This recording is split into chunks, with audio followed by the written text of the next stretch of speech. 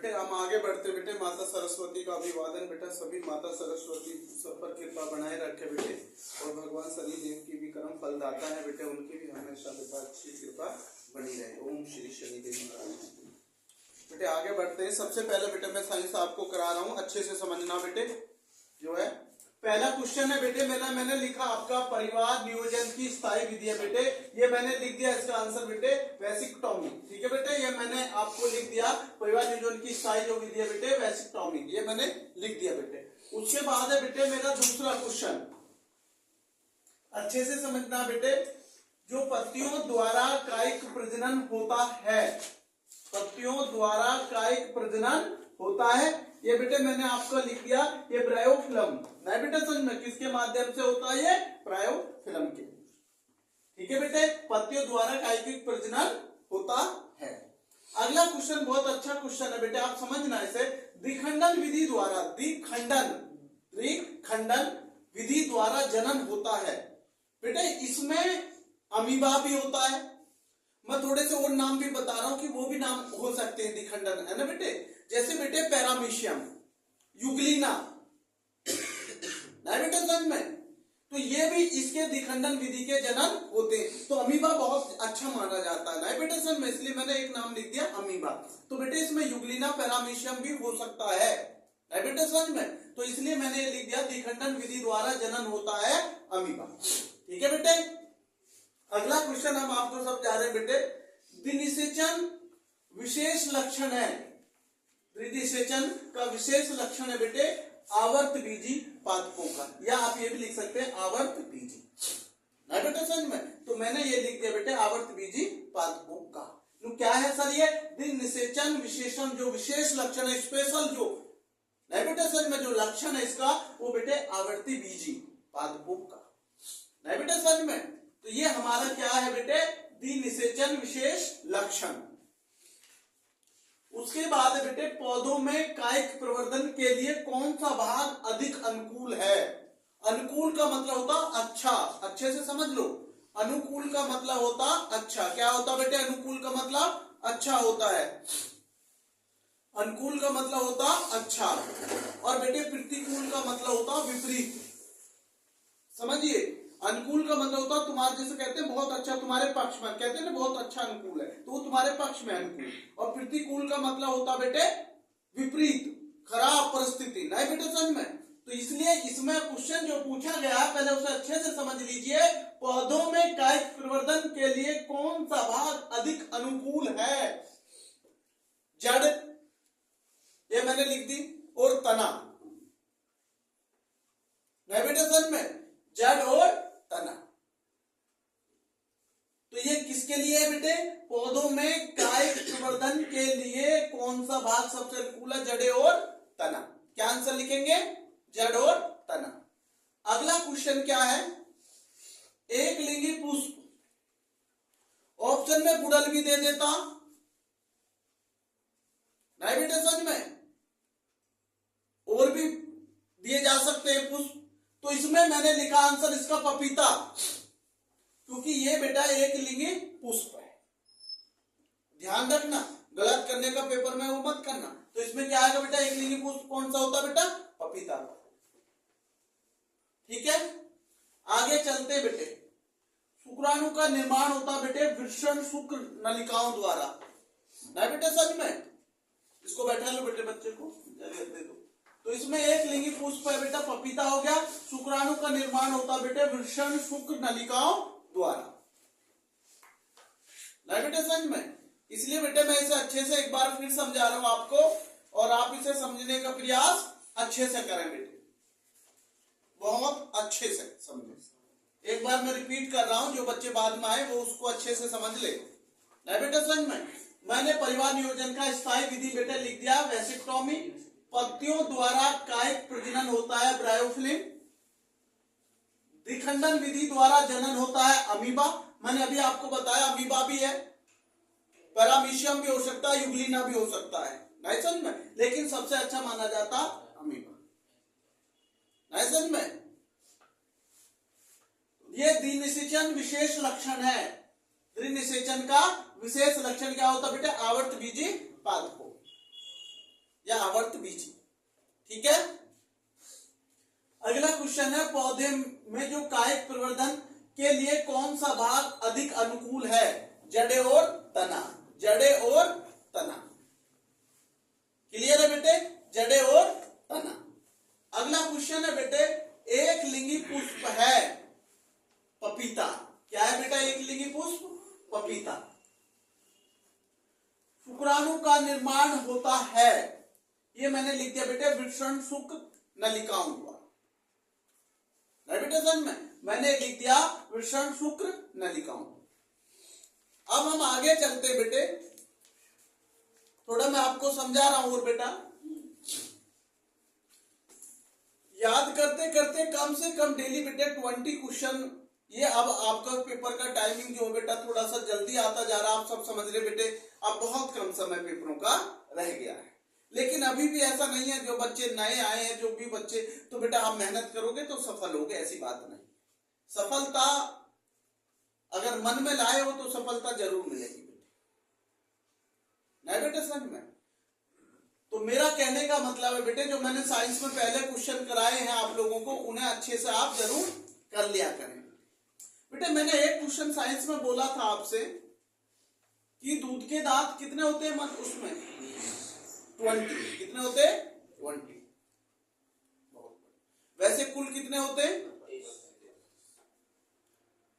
जो हमारी पाचन क्रिया की हम जो शुरू करते हैं, कहां से करते हैं? मुख से। क्वेश्चन मैंने आपसे पहले भी पूछे हुए हैं, मुख से। नहीं बेटे समझ में? कोपिका कहां पाई जाती है? मास्टर ग्रंथि का नाम क्या है? पीयूष ग्रंथि का क्या कार्य है?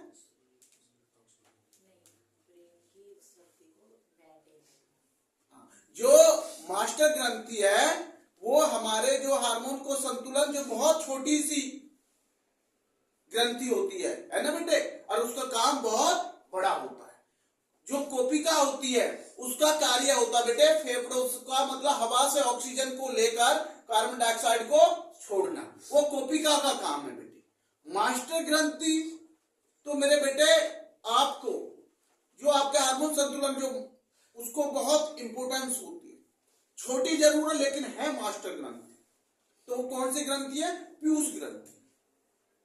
नहीं बेटा, हमने आपको बेटे दूरदृष्टि दोष के निवारण का पूरा आपको बताया कि भाई दूरदृष्टि दोष, एक फ्लेमिंग का बाएं हाथ का नियम याद कर लीजिए। नहीं बेटे समझ में? और जितना भी बेटे मैंने वाट गुना घंटा गुना दिन बटे एक दिन आपको रूब्रिकल भी कराए थे सवाल, उन्हें अच्छे से देखिए। अभी और बहुत सवाल रह रहे हैं, उन्हें मैं करा दूंगा बेटे। अब मैं जो चलता हूं बेटे, आपको एसएसटी की तरफ थोड़ा सा चलूंगा। किसकी तरफ? एसएसटी की तरफ। सबसे पहला बेटा मेरा क्वेश्चन है, जो मैं इसको मिटा दे रहा हूं बेटे। मैं क्वेश्चन पूछ रहा हूं बेटा आपसे, लाला लाजपत राय का नाम सुना है? लाला, इनकी मृत्यु किसका विरोध कर रहे थे जब इनकी मृत्यु हुई थी? साइमन कमीशन वापस जाओ, साइमन कमीशन वापस जाओ। सर ये कब आया था? 1928 में आया था। कब आया था? 1928 में। तो इसका विरोध में लाला लाजपत राय की मृत्यु हो गई थी बेटे, जो बहुत गरम दल के नेता माने जाते हैं, बहुत लोकप्रिय नेता। नहीं बेटा समझ में? उसके बाद मुझे बताइए आप क्वेश्चन, एक रबी की फसल बताइए मुझे, एक रबी की फसल बताइए मुझे, कोई सी भी। गेहूं, बहुत बढ़िया। रबी की फसल का बुआई का समय क्या होता है? क्योंकि मैं आज क्वेश्चन उसी टाइप में आ रहा हूं ना, तो इसलिए आपसे पूछ रहा हूं भैया। रबी की फसल का जो होता है 15 अक्टूबर से 15 दिसंबर तक का बीच का समय होता है कि उसमें रबी की फसल गेहूं, जौ, जई, नहीं बेटा सब ये सब बोई जाती है। और बेटे खरीफ की फसल जो होती है बेटे, जैसे मक्का, बाजरा, नहीं बेटा समझ में? तो ये सब बेटे किसकी होती है? खरीफ की फसल। ये जब बोई जाती है बेटे, जैसे मई जून के मध्य जुलाई, उस समय ये बुआई की जाती है इसकी खरीफ की फसल से। ना बेटे समझ में। अब मेरा क्वेश्चन जो आज है बेटे वो इसी से जुड़ा हुआ है, इसलिए मैंने इसको थोड़ा सा समझाने का प्रयास पहले किया है। क्वेश्चन नंबर फर्स्ट मैं ले रहा हूं, अच्छे से समझना बेटे। क्वेश्चन मेरा ये है कि जो चावल, सभी जानते हैं चावल की खेती, धान की खेती, अच्छे से समझना है। चावल की खेती सभी जानते हैं। चावल की खेती सबसे ज्यादा किस राज्य में होती है? देखो समझिए, आपसे मैं एक नंबर का क्वेश्चन विकल्प में नहीं ले रहा हूं, मैं पूछ रहा हूं कि ऐसे 2-3 राज्य बताइए जहां चावल की खेती या धान की खेती सबसे ज्यादा होती है। नहीं बेटे समझ में, मैंने क्वेश्चन पूछा है, आप उसको समझिए। मैं लिख नहीं रहा हूं, लिखने से ज्यादा समझना जरूरी होती है। जब समझ में आ जाएगा तो खुद लिख लोगे। जब समझ में क्वेश्चन आ जाता है, दिमाग में भर जाता है, तो उसको बालक बड़े आसानी से लिख सकता है। मैंने पूछा है कि ऐसे 2-3 राज्यों के नाम बताइए जहां बेटे सबसे ज्यादा धान की खेती या चावल की खेती की जाती है। तो बेटे मैं आपको बता रहा हूं, सुनिए इसका आंसर। पश्चिम बंगाल, पश्चिम बंगाल में सबसे ज्यादा चावल होगा। पंजाब भी पीछे नहीं है, पंजाब में स्थान लिए हुए, समझ लो। मैं कुछ राज्यों के नाम बता रहा हूं, पंजाब में भी बहुत चावल होता है। उत्तर प्रदेश भी कम नहीं है, बिहार भी कम नहीं है। तो 3-4 राज्य, क्या पहला राज्य पश्चिम बंगाल हो गया, पंजाब हो गया, उत्तर प्रदेश हो गया, बिहार हो गया। इन सभी राज्यों में चावल की खेती या धान की खेती बहुत अधिक की जाती है, बहुत अधिक की जाती है। और कुछ तो ऐसे पश्चिम बंगाल में तो 2-2, 3-3 बार खेती धान की ले ली जाती है। अब एक ऐसे ऐसे बीज आ गए हैं कि 2-2 बार धान पैदा किए जा रहे हैं।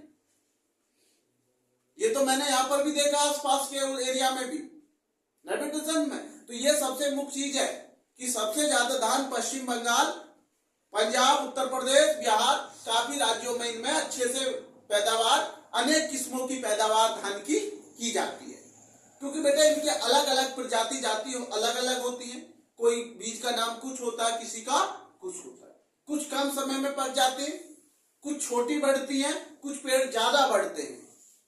कुछों की पैदावार बहुत अधिक निकलती है, कुछों की पैदावार कम निकलती है। अनेक प्रकार के खाद बीजों का क्या प्रयोग किया जा रहा है नहीं बेटा समझ में।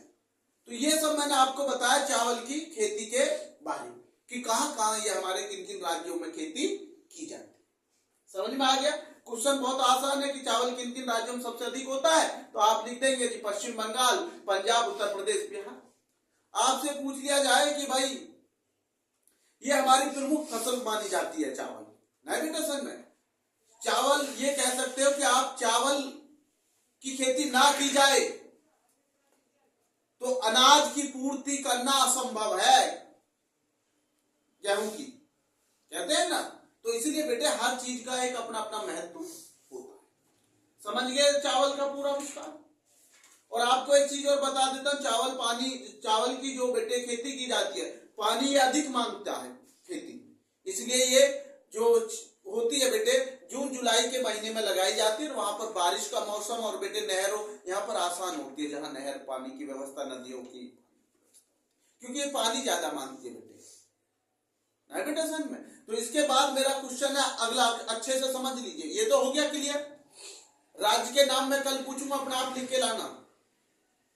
मेरा क्वेश्चन है अगला, भारत में 2 प्रमुख राज्य बताओ जहां सबसे अधिक कपास होती है।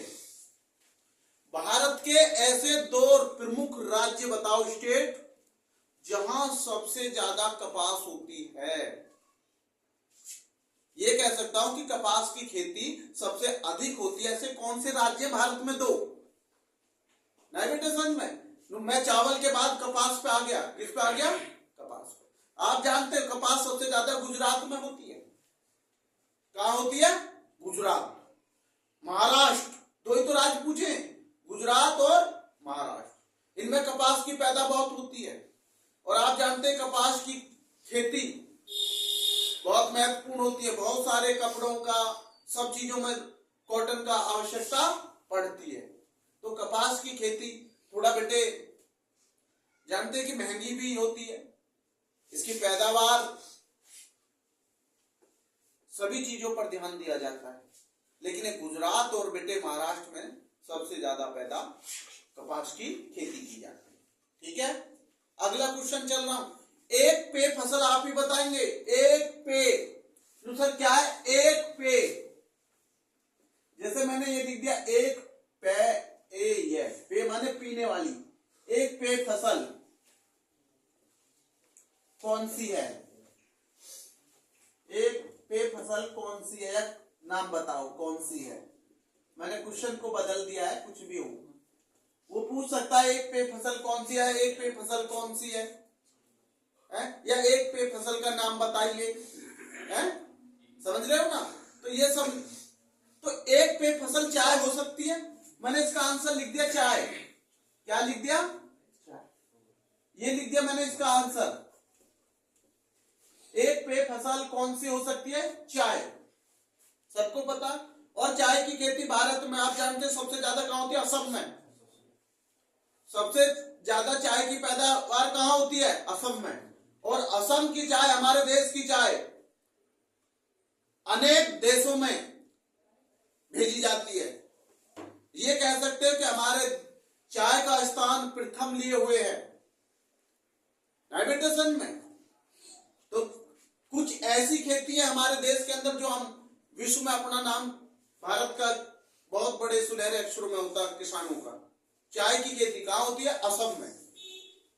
एक पे फसल कौन सी है? अगर नाम आ जाए पेपर में कि एक पे फसल का नाम लिखिए, चाय। और सभी को पता है कि चाय जाड़ों में ज्यादा प्रयोग किया जाता है।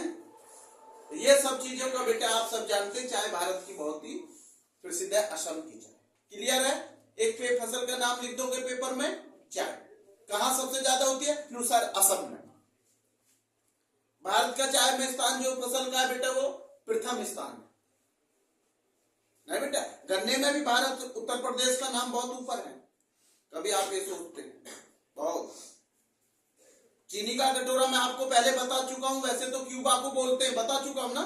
लेकिन इस समय भारत और ब्राजील सबसे ज्यादा गन्ना पैदा कर रहा है, सबसे ज्यादा चीनी का उत्पादन कर रहा है। लेकिन वो पुराना चला आ रहा है क्यूबा। आधा क्या है? यह उबा। नहीं बेटा, तो कुछ चीजें होती है समय के अनुसार बदलती हैं। अगर आपसे क्यूबा ऑप्शन में दे रखा है और आपसे चीनी का कटोरा कौन सा देश को कहा जाता है, तो आप क्या लिखेंगे? क्यूबा। अगर आपसे पूछ लिया जाए कि वर्तमान में इस समय चीनी का कटोरा कौन है, तो भारत। इस समय भारत बहुत गन्ना उत्पादन कर रहा है। भारत और ब्राजील बहुत गन्ना उत्पादन करता है। नहीं बेटा जन्म में। तो अगला क्वेश्चन मैं आपसे पूछ रहा हूं। सर सबसे मेन, अब मेरा जो क्वेश्चन है पे फसल हो चुकी है चाय, मैं एक क्वेश्चन पूछ रहा हूं, हिंदी किस प्रकार की भाषा है? हिंदी किस प्रकार की भाषा है? राजभाषा। क्या है? राजभाषा। क्योंकि आप सब जानते हैं हमारे देश में अनेक प्रकार की भाषा बोली जाती है। गुजरात चले जाते गुजराती, महाराष्ट्र मराठी, तमिल, जानते हैं ना। बिहार में चले जाते हैं तो भोजपुरी सब जानते हैं। तो हमारे देश में तो भाषा बहुत है। और भारत के संविधान में 8वीं अनुसूची में मैं बता चुका हूं कितनी भाषा को मान्यता दी गई है, 22 भाषा को। वो मैं आपको बता चुका हूं कि भारतीय संविधान में 8वीं अनुसूची में कौन कितने उसकी दी गई है बेटे? 22 भाषाओं को, 22। तो ये सब सारे क्वेश्चन एक एक करके अच्छे से याद क्या करो। क्वेश्चन से डरना नहीं है, डेली कई कई घंटा बैठ जाया करो बेटे और मन लगा के, हार मत मानो। नंबर अच्छे आएंगे। नंबर उनके अच्छे नहीं आते जो हार मान जाते पेपर देने से पहले। अगर आपने हार नहीं मानी तो आप पेपर में अच्छे मार्क्स लाएंगे, आप हमेशा। एक मैं आपको एक मोटिवेशन का एक उदाहरण देता हूं, आपको एक बहुत बढ़िया उदाहरण। आइंस्टीन का नाम सुना है? उनका एक बार उनका ड्राइवर, जब आइंस्टीन सब जगह भाषण देते थे तो जो उनका ड्राइवर है वो उनको भाषण देते हुए को बहुत अच्छे से सुनता था। एक दिन बोला कि सर मैं आपके सारे भाषण याद कर लिए मैंने। आइंस्टीन ये सुनकर बहुत अचंभित हुए, बोले सारे भाषण याद कर लिए? जी सर। अच्छा, तो एक काम करना, आप कल मेरी जगह आप भाषण देंगे और मैं आपका ड्राइवर बनूंगा। आइंस्टीन बोले सर ये क्या बात कर रहे हैं आप, ये मैं कैसे कर पाऊंगा? नहीं तुम कर सकते हो। ठीक, तो जब वो अगले दिन भाषण देने गए, वो आइंस्टीन के ड्राइवर बन गए और आइंस्टीन को पीछे बैठा दिया गाड़ी में। आइंस्टीन को गुलदस्ता पहुंच गया, क्योंकि जहां वो गए थे उन्हें कोई नहीं जानता था कि आइंस्टीन कैसे हैं, देखने में कैसे लगते हैं, किसी को नहीं पता था। और वो ड्राइवर को आइंस्टीन समझ बैठे, सब गुलदस्ता, सम्मान, इज्जत, तालियां, भाषण दिया उन्होंने बहुत बढ़िया, और सबने तालियां बजाई, खूब जोरदार स्वागत। आइंस्टीन भी खुश हुए कि इतना अच्छा बोलना एक बहुत बड़ी बात है। लेकिन वहां एक बहुत तेजस्वी बुद्धिमान व्यक्ति थे, उन्होंने चलते चलते पूछ लिया कि रिश्तेदार कौन कौन है आपके? अब वो ड्राइवर को नहीं पता, भाई ये तो सोचने की बात है। तो पता उसने, अब आइंस्टीन समझ गए कि ये फंस गए। लेकिन वो व्यक्ति ने पता क्या जवाब दिया? अरे ऐसे कार्य छोटे मोटे मेरे ड्राइवर से पूछिए, ये मैं बताऊंगा आपको, उसने कहा। ये सुनकर आइंस्टीन इतना अचंभित हुआ, क्या जवाब है। तो इसका मतलब आप जानते हैं मैं क्या बताना चाह रहा हूं आपको? इसका मतलब है जिसके साथ जैसे के साथ रहोगे वैसे बनोगे। मेरा समझाने का अर्थ नहीं समझे आप, मैं जो आपको आइंस्टीन वो बता रहा हूं, इसका सत्य ये है, आप जैसे साथ रहोगे वैसा ज्ञान आपको, अच्छे के साथ रहोगे, पढ़ने वाले बालक से जुड़ोगे, अच्छे अधिकारी के साथ बैठो। नु कहते हैं कि बेटे बुद्धिमान के साथ बैठोगे तो बुद्धि बढ़ेगी। इसका अर्थ ये निकला। आप एक बात बताओ, एक ड्राइवर जो बहुत कम पढ़ा लिखा, वो आइंस्टीन का भाषण दे रहा है खड़ा, उसकी बुद्धि कितनी तेज हो गई, क्योंकि वो अच्छे लोगों, बुद्धिमान व्यक्ति के साथ रह रहा था। मेरा कहने का मतलब है जैसे व्यक्ति के साथ रहोगे वैसी बुद्धि तुम्हारी भी होगी, आज नहीं आज के दिन। तो अब आप डिसाइड करना है कि पढ़ने वाले बच्चों के साथ रहोगे या घूमने वाले बच्चों के साथ रहोगे, वो तुम्हें डिसाइड करना है, वो मुझे नहीं करना। मैं आपको केवल समझा सकता। इसलिए बुद्धिमान बच्चों के साथ रहो, बुद्धि का प्रयोग सही करो और पढ़ाई को आगे पढ़ोगे तो आगे बढ़ोगे एक दिन, ये निश्चित है। नहीं बेटे सच में। और ये कुछ बच्चों का रहता है, गुरुजी जमीन का मुआवजा भत्ते, बहुत बच्चों का रहता है गुरुजी जमीन का मुआवजा भत्ते आ जाएगा, ये है वो है। मैं एक चीज कहता हूं, वो आपकी संपत्ति नहीं है, वो आपके पिता की संपत्ति। पिता की संपत्ति में पुत्र को खुश नहीं होना चाहिए, जो खुद कमाया है उस पर खुश होना चाहिए। नहीं बेटा, वो आपके पूर्वजों की संपत्ति है, उस पर आप अपना इतना नाज मत करिए, इतना खुश मत होइए। आप स्वयं सोचिए कि तुमने क्या कमाया या मैंने क्या कमाया, पूर्वजों के उस पर नहीं होना है ना बेटे। तो इसलिए आप इस चीज को अपने दिमाग में, बहुत सारे बच्चों का रहता है सर बहुत, तो मैं कहता हूं भाई ये चीजें नहीं होनी चाहिए, है ना। ये हमारे पूर्वजों की धरोहर होती है, माता पिता, दादा दादी, परदादा, ये सब है ना बेटे। तो उस पर आपको ध्यान नहीं देना, आपको केवल ये चलना है कि मुझे जीरो से उठना है, मुझे जीरो से हीरो होना है, बस ये अपने मन में रख लीजिए। पूरा पीछे का मत देखिए तुम्हारे पास क्या है क्या नहीं, तो आप ये सोचिए मैं जीरो, मुझे जीरो से ही हीरो है नहीं बेटे। तो मैं आगे चलता हूं बेटे, आप अपने ऊपर इतना मैंने आपको समझा दिया है तो आप समझ जाएंगे कि आप बेटे, मैंने ये सब चीजें बता दी आपको, पेयजल ये कौन सी फसल होती है बेटे, और ये हिंदी किस प्रकार की भाषा, मैंने ये भी बता दी, राजभाषा। अब मेरा एक क्वेश्चन है, शिशु मृत्यु दर। मैंने एक दिन कहा था सबसे ज्यादा शिशु मृत्यु दर किस राज्य में होती है, तो मैंने कहा एमपी में। आप समझ जाना, मैंने एक क्वेश्चन बोला था भाई, सबसे ज्यादा शिशु मृत्यु दर कौन से भारत के राज्य में होती है? तो मध्य प्रदेश में। और जाति उत्तर प्रदेश जनसंख्या में सबसे बड़ा है। उत्तर प्रदेश से भी ज्यादा किसमें होती है शिशु मृत्यु दर? मध्य प्रदेश में। ये मैं लिखवा चुका हूं ना बेटा समझ में। लेकिन मेरा आज क्वेश्चन ये नहीं है, मेरा आज क्वेश्चन ये है शिशु मृत्यु दर को रोकने का एक उपाय बताओ भाई। अच्छी गुरुजी, अच्छी स्वास्थ्य जो चिकित्सा होती है, अच्छी स्वास्थ्य सेवा दी जाए। देखो समझिए, जितनी बच्चों को अच्छी स्वास्थ्य सेवा दी जाएगी उतनी मृत्यु दर कम की जा सकती। मैं एक दो पॉइंट बता रहा हूं भाई। जब आप एक बात बताओ, जो इलाज की सही व्यवस्था कम पैसों में, कम उसमें अच्छी दी जाएगी तो मृत्यु दर कम होगी। क्योंकि आप जानते हैं कि हर कोई अच्छी प्राइवेट हॉस्पिटल में इतना बिल हम लोग नहीं दे सकते, आप जानते।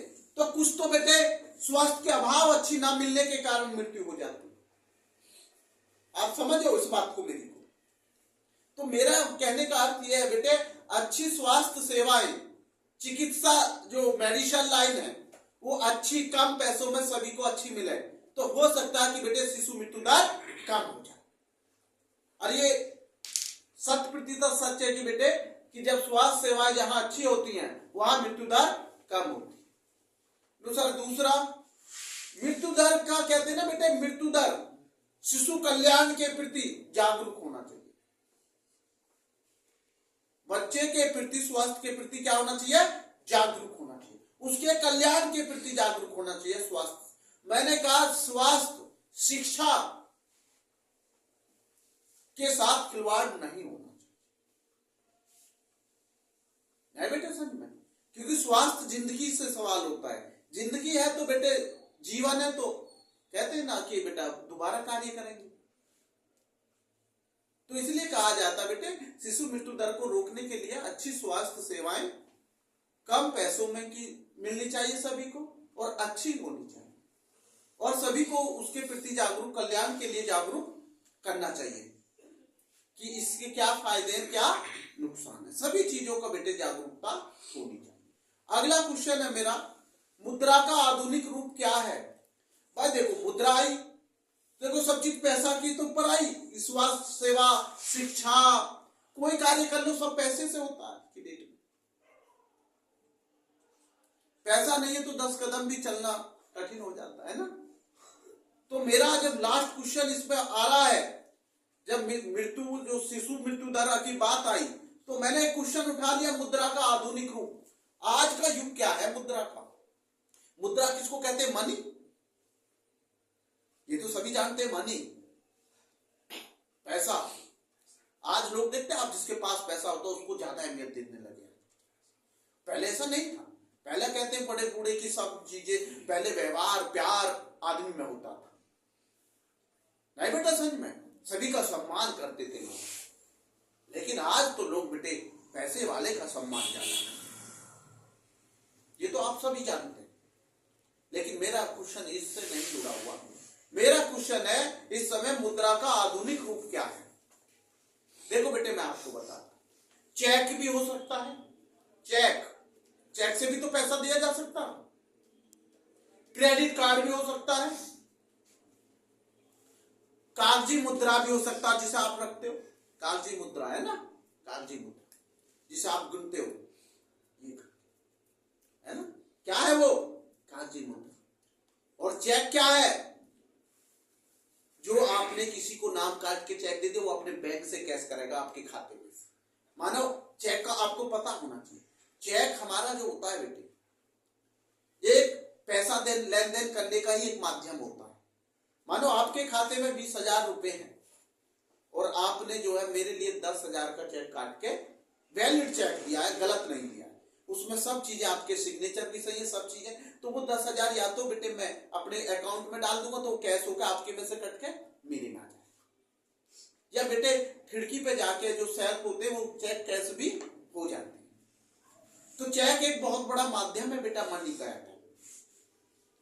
पर ये नहीं है आपके खाते में मान लो 10,000 है और आपने 50 लाख का काट के दे दिया, ऐसा गलती मत करना भाई। देखो ये चीज मत करना, आजकल इस पे कोर्ट केस भी हो जाता है और बैंक वो भी काटता है इसका, जब चेक अनादरण होता है चेक का, तो जब वो भी करता है इसका जो बेटा चार्ज होता है। तो ये गलती मत करना, ठीक है बेटे। तो आप समझ गए, कागजी मुद्रा, क्रेडिट कार्ड, चेक, तो ये सभी चीजों से बेटे आधुनिक रूप का मुद्रा का रूप है इस समय, समझ गए, आधुनिक मुद्रा का रूप। अब आता हूं बेटे मैं हिंदी पर। किस पर बेटे? हिंदी। बेटे कल मैंने हिंदी में आपको बताई थी जयशंकर प्रसाद की जीवन परिचय। क्या बताया था बेटे? जयशंकर प्रसाद का जीवन परिचय। मैं जयशंकर प्रसाद का जीवन परिचय थोड़ा सा बोल रहा हूं बेटे, आप अच्छे से समझिए इस समय। मैं शॉर्ट में बोल रहा हूं और आगे बढ़ रहा हूं कि कल का थोड़ा रिपीट हो जाएगा जो बच्चे नहीं। जयशंकर प्रसाद का जन्म हमने कब बताया था? बताइए बताइए। 1889 में बताया था या नहीं? 1889 कहां हुआ था? उत्तर प्रदेश के वाराणसी शहर में हुआ था। वाराणसी को पहले काशी कहा जाता था, यही तो बताया हमने। इनके पिता का नाम क्या बताया था? देवी प्रसाद। माता का नाम श्रीमती मुन्नी देवी। क्या बताया था? श्रीमती मुन्नी देवी। इनकी शिक्षा प्रारंभिक घर से ही शुरू हुई। इन्होंने बेटे हिंदी उर्दू का बहुत गहरा अध्ययन किया। वो ये छायावाद युग के लेखक थे, नहीं बेटे समझ में, बहुत अच्छे लेखकों में एक लेखक माने जाते थे।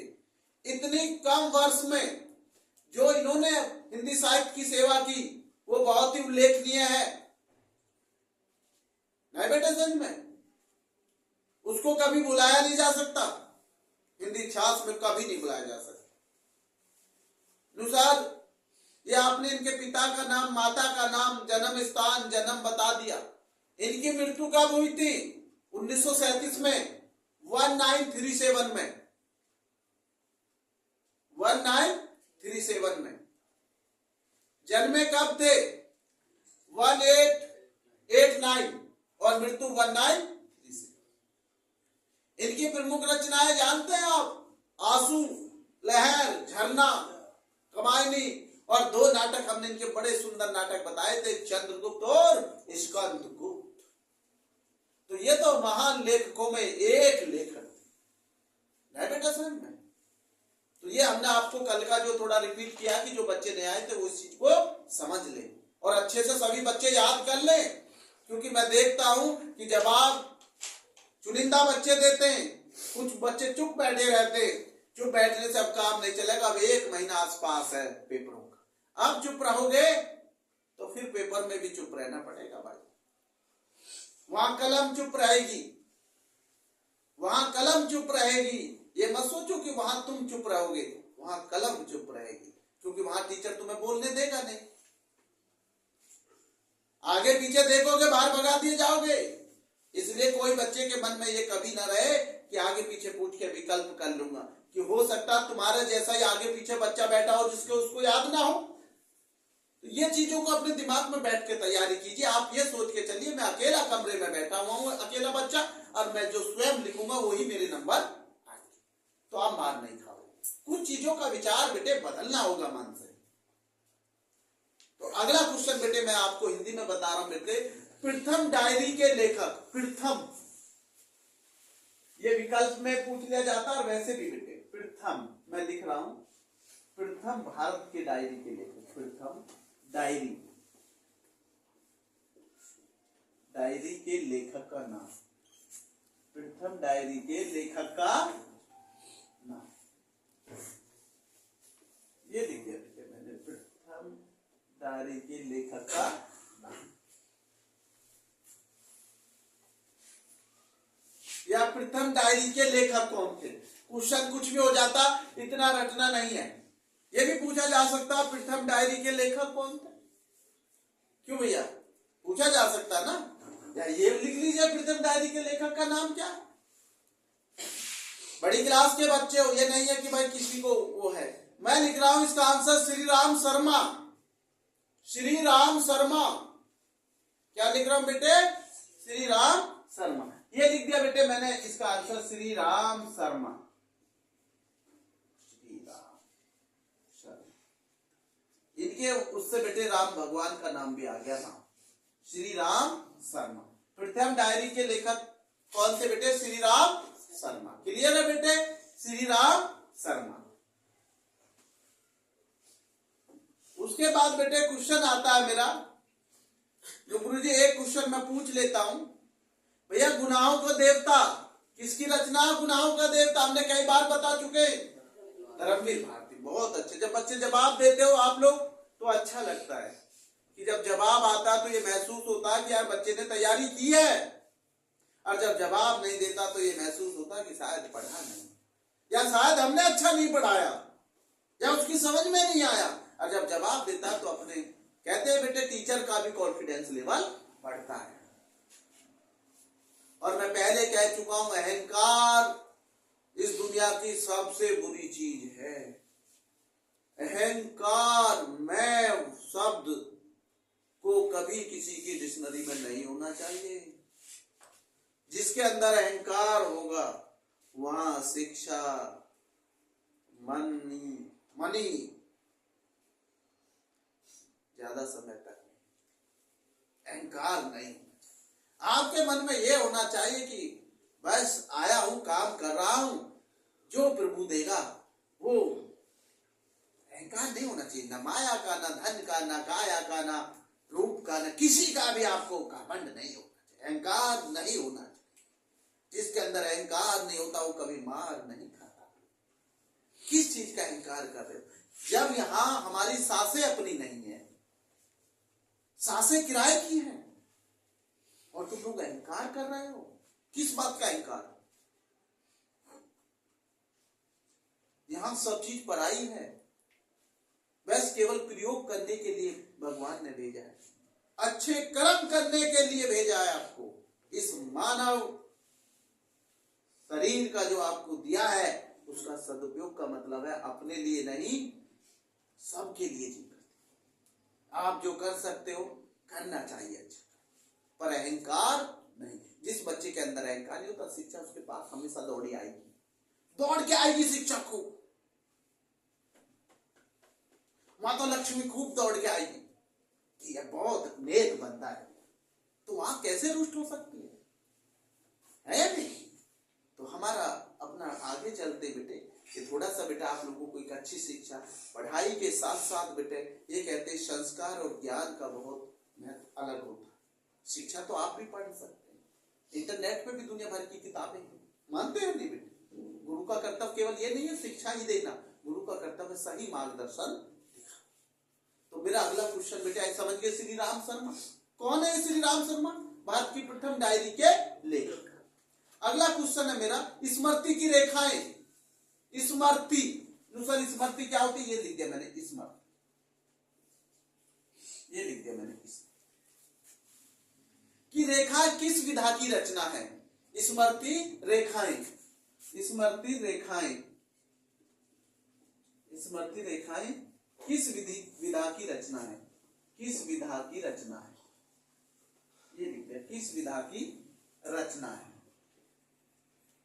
किस विधा की रचना है, ये लिख दिया मैंने। स्मृति रेखा किस विधा की रचना है? बेटे संस्मरण नहीं बेटा समझ में?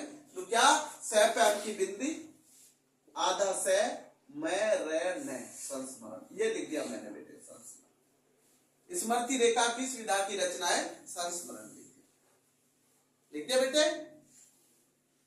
समझ गए स्मृति रेखा किस विधा की रचना है? प्रथम डायरी के लेखक कौन है ये भी समझ गए, श्री राम शर्मा। तो सर तीसरा क्वेश्चन क्या है अच्छे से समझना, लिखवाऊंगा नहीं, सुनना है, खुद लिख के लाओगे। सरस्वती सभी जानते हैं, माता सर मैं कहता हूं सरस्वती का पहले माता सरस्वती का हम हमेशा नाम लेते हैं, तो ये नाम उनका नाम के आगे आगे बेटे सरस्वती किस युग की पत्रिका है? सरस्वती किस युग की पत्रिका है बताइए बेटे? सरस्वती जो है बेटे द्विवेदी युग की पत्रिका है। कौन से युग की? द्विवेदी युग की। आपसे पूछ लिया जाए पेपर में कि सरस्वती किस युग की पत्रिका है, तो बेटे क्या लिखेंगे आप? द्विवेदी युग। याद हो गया? कौन सा युग बताया? आवाज तेज आनी चाहिए।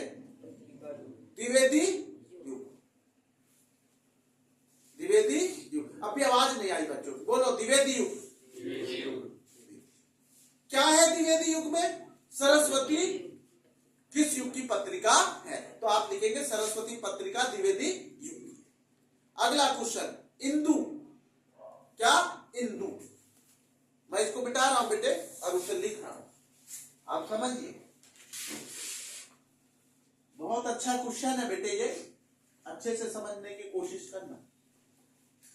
जो बोर्ड के बच्चे बैठ रहे हैं उनसे बेटा मेरे यही निवेदन है, अच्छे से क्वेश्चन करें, कई बार उसको देखकर लिखने का प्रयास करें।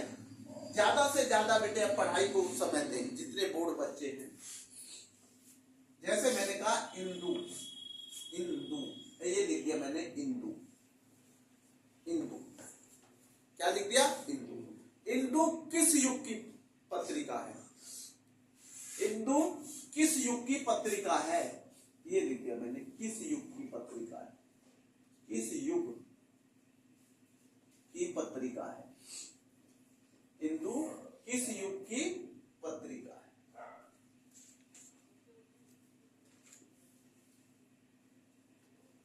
ये लिख दिया बेटे, किस युग की पत्रिका है? इंदु किस युग की पत्रिका? बताएगा कोई बच्चा? बेटा मैं इसके बारे में एक बार आपसे बोलूंगा। इसमें इसका प्रारंभ तो छायावादी युग में हो रहा था, लेकिन इसका अंत में जो हुआ था इस पत्रिका का, वो द्विवेदी युग। नहीं बेटा समझ में? मतलब ये कह सकते हो कि छायावाद वाटम खत्म होने वाला था और द्विवेदी युग शुरू होने। मैं इसलिए आपको समझा रहा हूं, इसका जो इंदु किस युग की जो ये पत्रिका है, इसका बेटे छायावाद में तो इसका बेटे प्रारंभ हो रहा था और इसकी समाप्ति कब हुई पत्रिका की? द्विवेदी। तो इसलिए इसमें लिख देते हैं द्विवेदी युग, ज्यादा लिखा हुआ है। क्या लिखा हुआ है? द्विवेदी युग। नहीं बेटा, क्योंकि इसकी जो समाप्ति पत्रिका की थी बेटे, वो द्विवेदी युग में थी। किसमें थी? द्विवेदी युग। और छायावाद युग में बेटे इसकी प्रारंभ। समझ गए ना? मैंने इसलिए बता दिया कि कुछ किताबें छायावाद युग कह रही हैं, कुछ बता रहे हैं बेटे विद्वान की द्विवेदी युग। तो मैंने आपको पूरा समझाने का प्रयास किया है कि छायावाद युग में इसकी शुरुआत थी बेटे, और ये कब खत्म हुई थी बेटे? द्विवेदी। ज्यादातर इसमें द्विवेदी युग दिया हुआ नहीं बेटा समझ में? तो इसलिए इस पर कोई भी बच्चे को डाउट नहीं होना चाहिए। क्लियर है? आगे चलते बेटे। तूफानों के बीच, देखो कितना नाम खतरनाक आया, तूफान, है ना? जैसे कुछ बच्चे हमारे यहां भी तूफान है, कुछ बच्चे हमारे यहां भी तूफान है, कुछ तो पढ़ने में तूफान है, कुछ खेलने में तूफान है, कुछ शैतानी करने में भी तूफान है। सबकी अलग अलग पहचान, अलग अलग प्रकार के तूफान है हमारे बच्चे जितने भी। हर बैच में कोई ना कोई एक नया तूफान होता है। कोई पढ़ने का तूफान है जनून, किसी में शैतानी करने का जनून। तो ये तो नए नए वो है, बचपना है। बचपना भी नहीं कहूंगा, बड़े बच्चे हैं और उनमें अभी कुछ बच्चों में बचपना है और कुछ बच्चे बेटे पढ़ाई के तूफान है। अच्छी बात है जनून पैदा करना, लेकिन अच्छे कार्य के लिए जनून होना चाहिए। बुरे कार्य के प्रति कभी जनून नहीं होना चाहिए, वो बेकार है। वो शक्ति आपकी बेकार जाएगी किसी गलत कार्य पर अगर आप जनून पैदा कर रहे हैं ना। तो मैंने कहा तूफानों के बीच के रचयिता कौन है? तूफानों के बीच। तो सर क्या कह रहे हो आप? तूफान बोल रहा हूं, ये रहे तूफान, ये लिख दिया मैंने तूफान। सभी जानते तूफान आता ना जब, तो बहुत सारी चीजों को उड़ा के ले जाता, पता नहीं चलन देता कितना नुकसान हुआ, बाद में पता चलता कितना हुआ। जब तूफान चलता है ना, तो उस समय ये नहीं पता कितने माल हानि या कितना नुकसान हुआ है। पता जब आकलन किया जाता बेटे, जब वो चला जाता है कि कितना हानि हुई। नहीं बेटा समझ में? तो इसलिए समय से पहले हर चीज को थोड़ा सोचना पड़ता है। तो मैंने कहा तूफानों के बीच, क्या बेटे, तूफानों के बीच के रचयिता कौन है, तूफानों के बीच के रचयिता, लेखक, रचयिता कौन बताएगा कोई बच्चा? बड़ा नाम अजीब है, राज्ञ लिख रहा हूं मैं, रे आ गे ए ये लिखते, समझ, अच्छे से समझ लेना। राघव, क्या बेटे, राज्ञ राघव, ये लिख दिया मैंने, राघव। ये है बेटा इसका आंसर, तूफानों के बीच के रचयिता, अच्छे से समझ लेना बेटे। ये है नाम, थोड़ा सा आपको कम याद है ना, क्योंकि कम जब कोई वर्ड कम आते हैं ना बेटे तो वो थोड़ा याद करने में दिक्कत होती है। तो ये बेटे तूफानों के बीच के रचयिता कौन है बेटे, राज्ञ राघव। क्लियर? अब चलते बेटे मैथ की तरफ, किसकी तरफ, मैथ पर रुक करते हैं। मैथ का एक क्वेश्चन बताएंगे जिससे मैं पूछूंगा, मैथ में आते नहीं डरना चालू मत क्या करो, अरे मैथ को तो नहीं समझ में, मैथ जब हार्ड होता, जब मैथ का हमें उसके सूत्र, उसका करने का तरीका ना पता, मैथ हार्ड नहीं है, लिखना हार्ड हो जाता। मैथ बहुत जल्दी, देखते नहीं जब मैथ करना आता तो पेपर बहुत जल्दी हो जाता, नहीं बेटा समझ में, और लिखने में टाइम ज्यादा लगता, मैथ में करने में जिस पे आता मैथ वो बहुत जल्दी से कर लेता। भाई अगर नहीं आएगा तो समय तो लगेगा ही फिर। तो मेरा क्वेश्चन है, गुरु जी आज क्या बताना चाह रहे हो, पहले मैं एक छोटी सी चीज से आगे बढ़ रहा हूँ, फिर मैं आगे चलूंगा। दूसरा क्या बता रहे हो, मैं एक क्वेश्चन पहले भी बता चुका हूँ, मैंने यहाँ लिखा है 9.5, क्या लिखा है,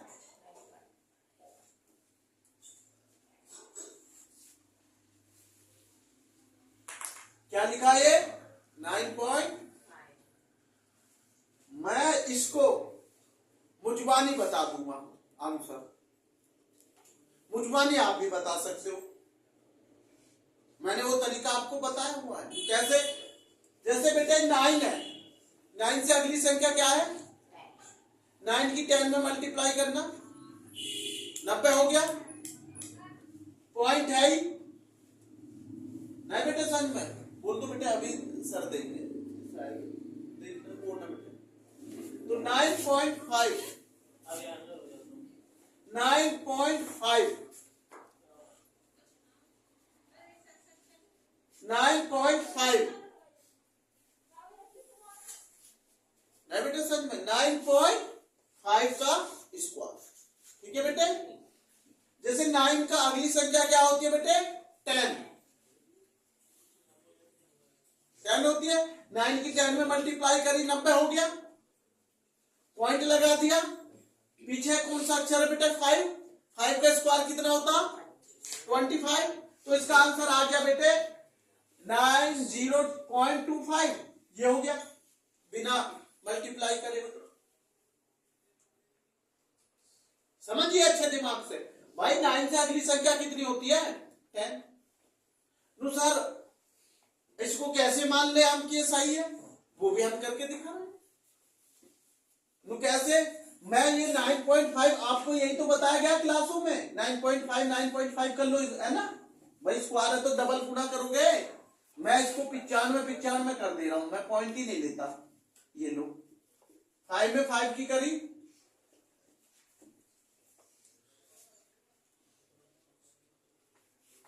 और 5 45, 5 का 80 लगे बेटे 4, 9 81 और 4 85, ये मैंने कर दिया 5, अच्छे से समझना, 2, ये हमारा हो गया बेटे 0, इतना आ गया बेटे मल्टीप्लाई करके आ गया क्या, अंक बा 1 अंक और ये 2 पॉइंट है, तो पीछे से 2 पॉइंट पीछे से लगा लीजिए, 1 2, तो कहां हो गया बेटे ये लग गया, पॉइंट लग गया, तो कितना आंसर आया, वही आया 90.25।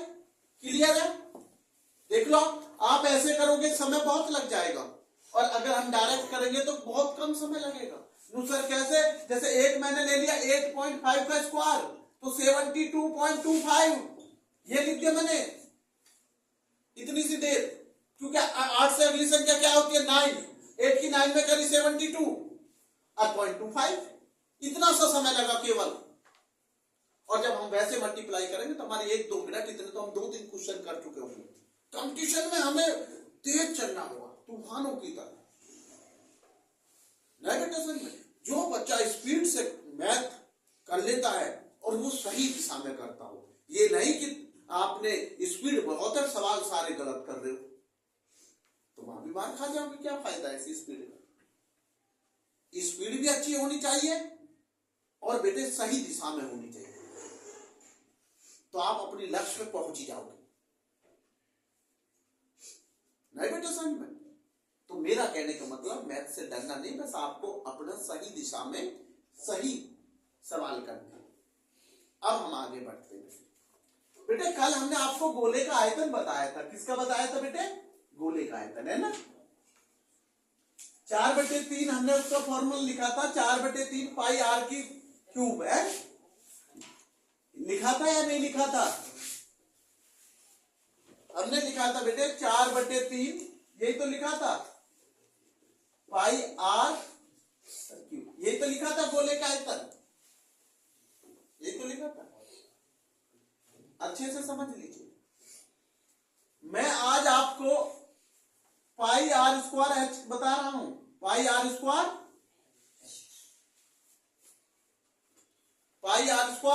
एच। एक दिन हमने आपको बताया था कि बेलन का विरक्त पृष्ठ क्या होता है, 2 पाई आर एच। बेलन का विरक्त पृष्ठ पूछ लिया जाए तो क्या लिखेंगे? 2 पाई आर एच। और बेलन का आयतन पूछ लिया जाए तो pi r square h. Pi r square h. जब तक आप फॉर्मूला याद नहीं करेंगे आप मैथ में सफल नहीं होने के बाद, क्योंकि मैथ मांगता है फॉर्मूला, सारे सूत्र। जिस बच्चे को चैप्टर वाइज सूत्र याद है, अरे बिना सूत्र के तो आप साधारण ब्याज नहीं निकाल सकते, सिंपल इंटरेस्ट। आपको पता, जब सिंपल इंटरेस्ट निकालते तो उसमें फॉर्मूला आप लगाते P गुना R गुना T/100, लगाते हो या नहीं? जब भी तो आपको पता चलता है कि भाई हमें कितना ब्याज देना है सिंपल। जब तक आप P गुना R गुना T की मल्टीप्लाई करके 100 का डिवाइड नहीं देंगे, जब तक सिंपल इंटरेस्ट कैसे निकाल पाएंगे?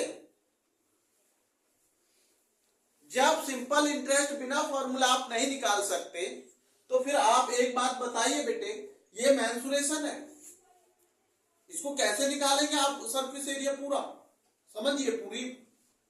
तो इसलिए मैं कहता हूं मैथ के आप पेपर में ये ध्यान रखें। वैसे तो मैं हर चैप्टर वाइज करा रहा हूं, कुछ बच्चे बेटे अपने आप भी थोड़ा सा बेटे चैप्टर वाइज फॉर्मूला लिख लिया करें। जैसे पहला चैप्टर मैथ का डाला भी, उसमें इंपोर्टेंट फॉर्मूला क्या है, ये बहुत अच्छा तरीका मैं आपको बता रहा हूं मैथ को तेज करने का। तो उसके फॉर्मूला पर एक दिन फर्स्ट चैप्टर का अध्ययन करिए, उससे रिलेटिव सवाल बनाइए खुद और सवाल को हल कीजिए। फिर दूसरा चैप्टर अगले दिन उठा लीजिए, 1 घंटा। ये नहीं पूरे दिन मैथ ही करना भाई, और सब्जेक्ट को भी लेना है। हमें सारी सब्जेक्ट लेके चलनी है, हमें कोई सब्जेक्ट हल्के में नहीं लेनी है। जिसको हमने हल्के में लिया उसने हमको पलट दिया, बस ये मान लेना मेरी बात। जिसको हमने हल्के में लिया उसने हमको नहीं छोड़ा, वो हमें सब्जेक्ट फेल कर सकती है या हमारे नंबर कमा सकते हैं। और जब नंबर कमाएंगे तो हमारी परसेंटेज घट जाएगी। मानो आपने कई सब्जेक्टों में तो बहुत अच्छी स्टडी की है, आपके 95, 97, 98 नंबर है, और एक में आ गया आपके 70, 70, तो परसेंटेज नीचे आ गई भाई या नहीं आ गई? तो उस सब्जेक्ट ने हमको नीचे मार दिया। या जिस इंसान को हम हल्के में ले लेते हैं वो हम पे वार कर जाता। हम सोचते हैं तो हल्के में कुछ नहीं करेगा, है ना, वो बहुत कुछ कर जाता। इसलिए यहां हल्के में नहीं लेना, यहां आपको अच्छे से तैयारी करनी है। में आप वहां कारगिल का युद्ध लड़ने नहीं जा रहे हो, आप वहां कलम से युद्ध लड़ने जा रहे हो। हथियारों से युद्ध नहीं लड़ना है तुम्हें पेपरों में, कलम से, कि आपकी कलम में कितनी ताकत है, आपने कलम में कितना लिखा है, कलम से कितना अच्छा लिखा है। जो अच्छा लिखेगा उसके कलम से रिजल्ट भी अच्छा दिखाई देगा, परिणाम अच्छा आएगा उसका। फिर और जब परिणाम आएगा तो आपकी खुशी भी बहुत अच्छी होगी, रिजल्ट देखकर गुरु भी खुश होंगे, आपके माँ बाप भी खुश होते, आपके हो सकता है जो अच्छे आपके शुभ चिंतक है पड़ोसी वो भी खुश हो, और जो शुभ चिंतक नहीं है उनको दुख भी होगा, ये तो निश्चित है। आजकल पड़ोसियों को ज्यादा दुख होता है, जब बच्चे के ज्यादा जब किसी भी कार्य अगर कोई सफल होता है तो दूसरे को जलन होती है, तो ईर्ष्या होती है। ईर्ष्या केवल उसको नहीं होती जो आपका शुभ चिंतक है, जो आपका अच्छा सोचता है, उसे कभी दुख नहीं होता जब आप आगे बढ़े। मैं एक चीज हमेशा कहता है, जो आपके दुख में दुखी हो रहा है, दुख में आपके साथ खड़ा है, वो है आपका दुनिया का सबसे सच्चा मित्र, और जो आपकी खुशियों में शामिल हो रहा है वो आपका सच्चा मित्र है। क्योंकि खुशियों में तो बेटे और भी ढोल बजाने आ जाते हैं, तमाशा देख, और दुख में आपके साथ वो खड़ा होगा बुरे वक्त में, जो आपका सबसे अच्छा दोस्त होगा, वो है सही व्यक्ति का व्यक्तित्व। ये है पहचान और कुछ नहीं बेटा, समझ। तो मैं आगे बढ़ता हूं बेटे, पाई आर स्क्वायर एच, मैंने एक फॉर्मूला दे दिया आपको, एक बार लिख रहा हूं, आर मैंने लिख दिया, मैं आर लिख रहा हूं 14, कितना लिख रहा हूं, रेडियस त्रिज्या 14, एच मैंने लिख दिया, अच्छे से समझना 7, कितनी लिख दी बेटे मैंने 7, एच का मतलब सब जानते हैं हाइट, हाइट ऊंचाई, आर का मतलब त्रिज्या रेडियस, क्लियरिटी है। फॉर्मूला में ये रखना पाई आर स्क्वायर एच में, ये मैं बता चुका हूं कल आपको, 4/3 पाई आर थी, है ना, घन सेंटीमीटर। तो कैसे रखेंगे, पाई की वैल्यू हमने कल भी आपको समझाई थी भाई, हमने कहा 3.14 भी होती है, 3.14, और आगे डिजिट निकलती चली जा रही है। अगर हम इससे करेंगे हमारा सटीक आंसर आता है जब 3.14 के अकॉर्डिंग निकालते हैं, क्योंकि 0.2 तक जा रही है। लेकिन हम आसान बनाने के लिए 22/7 रख लेते हैं कि जिससे बच्चे को आसानी से काटा जा सकता, गलत नहीं है वो 22/7 रखना, राइट है, राइट में। इसलिए पाई की वैल्यू मैंने क्या रख लिया 22/7, 22/7, मल्टीप्लाई का निशान लगा दूं या नहीं, आर कितना है रेडियस, बहुत बढ़िया, कितने बार लिखूंगा 2 बार, बहुत बढ़िया। क्यों लिखा मैंने 2 बार, कल तो मैं 3 बार लिख रहा था, क्योंकि उसपे सर जी उस पर 3 चढ़ा हुआ, देखो आप उस पर पावर 3 चढ़ी हुई है, इसलिए आपने 3 बार लिखा। और मानो ना 1 बार होती ना 2 बार होती, कुछ भी नहीं है, तो मैं तो 1 बार लिखता 14। फॉर्मूला के अनुसार चल रहा, बिना फॉर्मूला को ये नहीं रख लेना गुरुजी ने 3 लिखा था तो भाई मैं 3 बार लिख दूं, गुरुजी ने 2 बार लिखा था तो 2 बार लिख दूं, नहीं, जो आपका फॉर्मूला कह रहा बेटा उसके अनुसार चलना आपको, जो सवाल कह रहा उसके अनुसार, सवाल से विपरीत चलोगे, सवाल के खिलाफ चलोगे तो आपका पेपर में गलत हो जाएगा। तो ये मेरा होगा 22/7, आर कितनी है, और बेटे हमारा एच कितना बेटे 7, अब ये मैंने 7 लिख दिया, 7 से 7 काट दो बेटा, गुरुजी बहुत बड़ा बेटे। अब मैं कर रहा हूं 22 × 196, कैसे बेटे 14 में 14 की मल्टीप्लाई कर ली मैंने, 196 हो गया, ये तो मैं कहता हूं मैथ को स्पीड बढ़ानी है। और बेटे अब आप 196 में 22 की मल्टीप्लाई करके मुझे बता दीजिए, आंसर आ जाएगा बहुत जल्दी। आप करेंगे इस मल्टीप्लाई को, मैं नहीं करूंगा, मुझे तो बस आंसर बताइए, और आंसर सटीक होना चाहिए, मैं चेक कर लूंगा बहुत जल्दी, मैं चेक कर भी रहा हूं, ये नहीं है कि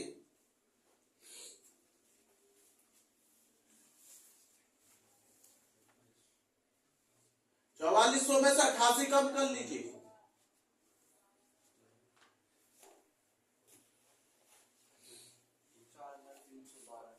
अरे हम यही तो कह रहे हैं 88 कम कर लीजिए 44 में से, और हम क्या बोल रहे थे, हम यही तो कह रहे हैं गुरुजी आपने कैसे बताया, हमने ऐसे लगाया दिमाग कि इसे मैंने 200 मान लिया अपने मन में, देखो करने का अपना तरीका, अब 200 में जब 22 की गुना करूंगा आप समझिए 4400 हो गए सीधे, 22 दूनी 44, अब ये क्या कम है 200 में 4, 22 चौक 88, 88 मैंने कम कर लिए, देखो आप समझिए दिमाग को अपने को खुद चेक कीजिए। मैंने कहा यहां 196 है, मैंने सिर्फ 200 मान लिया अपने दिमाग में। कितना मान लिया? 200। 200 के नोट थे मेरे पास 22, तो मेरे पास रुपया हुए 4400। और एक बच्चे को मैंने 88 रुपया दे दिए, क्योंकि ये 4 फालतू ले लिए थे ना मैंने। एक बच्चे पे कितने फालतू लिए मैंने? 4। तो 22 बच्चे पे कितने रुपए आए मेरे पास? 88। तो मैंने 4400 में से 88 घटा दिए, 4312 आंसर आ रहा होगा। 4312 नहीं आया? ये लिख दिया मैंने 4312। तो भाई आपको ये देखना मैथ को कैसे तोड़ना, मैथ को तोड़ना भी और सही आंसर भी देना। ये नहीं तोड़ने के चक्कर में आंसर गलत लिख दो जी, मैं आपने तो बताया आंसर तोड़ लो तोड़ लो। अरे मैंने ये लिखा है तोड़ लो, मैंने ये कहा है कि सही तोड़कर सही। ये नहीं करना खटाखट आंसर दे दिया, आंसर सबके गलत। खटाखट नहीं करना है, खटाखट के साथ सही करना है। खटाखट तो लोग नोट गिनते हैं, खटाखट अब तो मशीन का प्रयोग कर रहे हैं, है ना। खटाखट वोट डालते हैं तो खटाखट डालते हैं, है ना। यहां खटाखट नहीं चलेगा। यहां आपका दिमाग एक शब्द गलत लिख दिया तो जीरो मिलेगी, खटाखट वो जीरो बदल दे खटाखट। अब फिर कहेंगे गुरुजी मेरा तो नंबर कम आए। मैं कहूंगा कि बेटे नंबर कम नहीं आए, जितना आप करके आए उतने ही नंबर आए। कम वहां हो गए जहां आपकी सोच आंसर गलत ले आई। तो बेटा क्लियर है? कितना समय हो गया बेटे? बेटे आज हम यही रोकते बेटे। बहुत बहुत धन्यवाद बेटा आप सभी का, धन्यवाद।